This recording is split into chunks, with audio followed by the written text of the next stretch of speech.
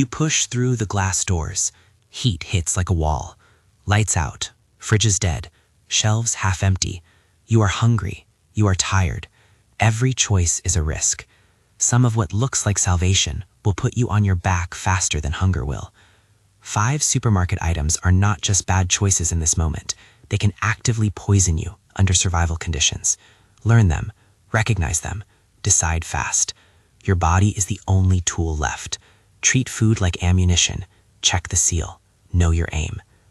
Quick note, if you want a printable survival food checklist to carry or tape inside your pack, hit subscribe and check the link in the description.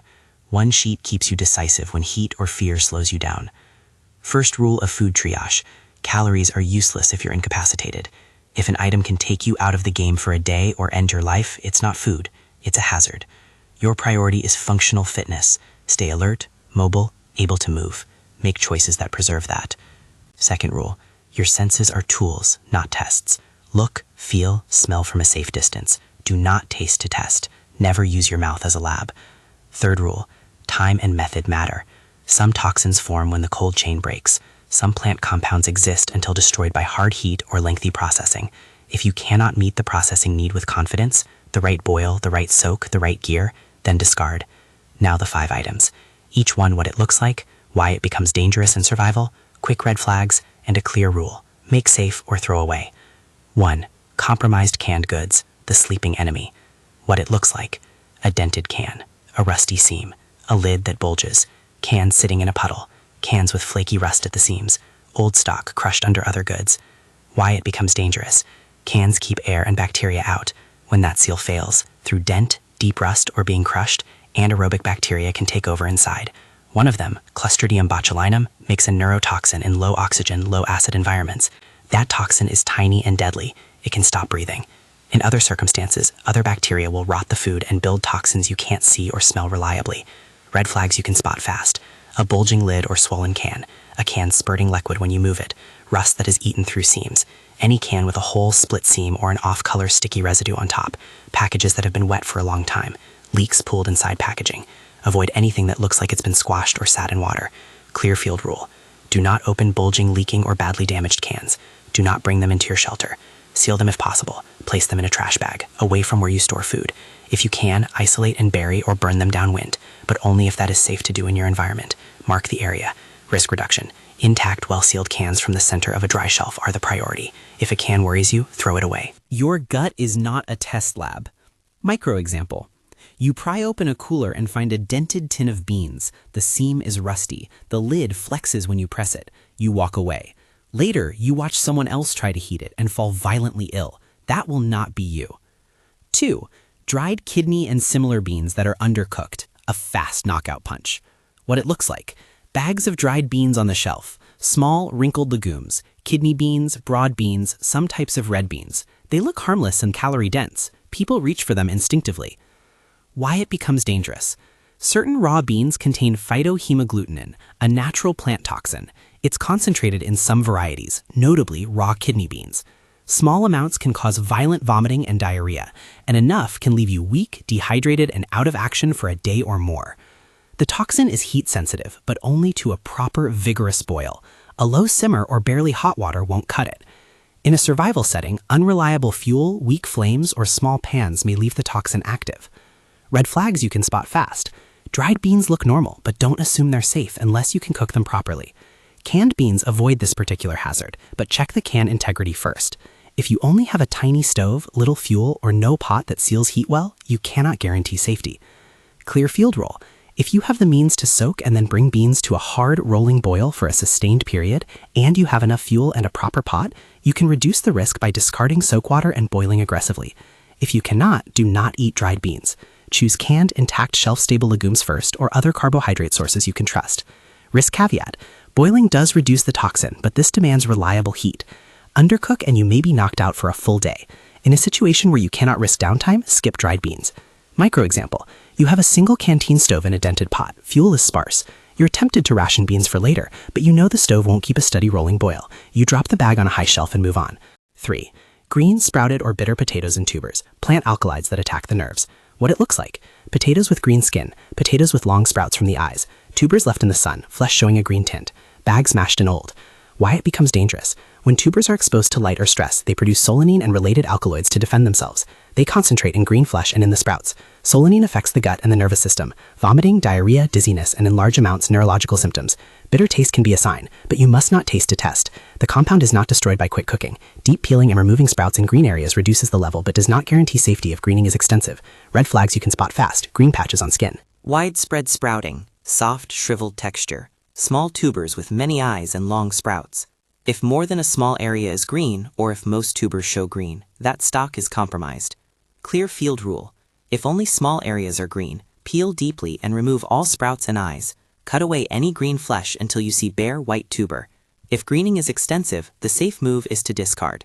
If the tuber tastes distinctly bitter, do not taste unknown food to test. Toss it. Prefer small, firm tubers with no green and no sprouts. Micro example. A whole bin of potatoes sat in a sunlit window. Most are green. You pick a single firm pale one from the bottom and pocket it, but you leave the rest. 4. Unrefrigerated smoked, cured, or vacuum-packed fish and deli proteins. Toxins that reheating won't fix. What it looks like. Packages of smoked salmon, vacuum-sealed fish, sliced deli meats, soft cheeses, vacuum-sealed sausages, and ready-to-eat seafood on display in a dead case. Packs warm to the touch. Flesh looks dull, slimy, or has a strong odor when you lift the lid or peel back film. Why it becomes dangerous. 2 main issues crop up when the cold chain breaks. First, scombroid or histamine poisoning. Certain fish species develop high levels of histamine when kept warm after death.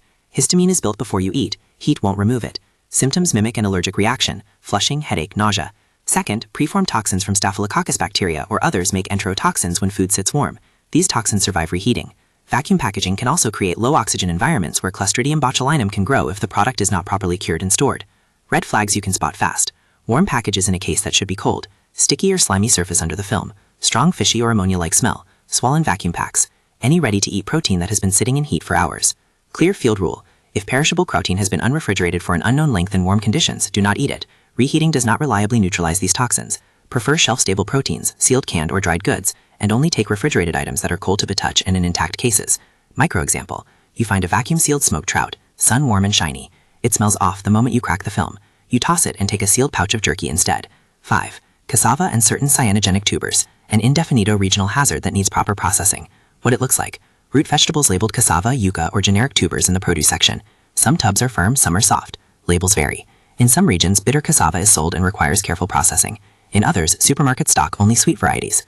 Why it becomes dangerous. Some cassava varieties contain cyanogenic glycosides, compounds that can turn into cyanide when the root is crushed or chewed or if improperly processed. Traditional processing, peeling, grating, soaking, fermenting, drying, and thorough cooking removes most of the risk.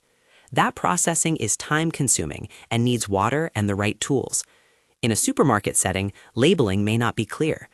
If you grab a bitter variety and you don't process it correctly, you risk cyanide poisoning, which interferes with your body's ability to use oxygen. Red flags you can spot fast. Label marked bitter cassava or foreign language signs indicating bitterness.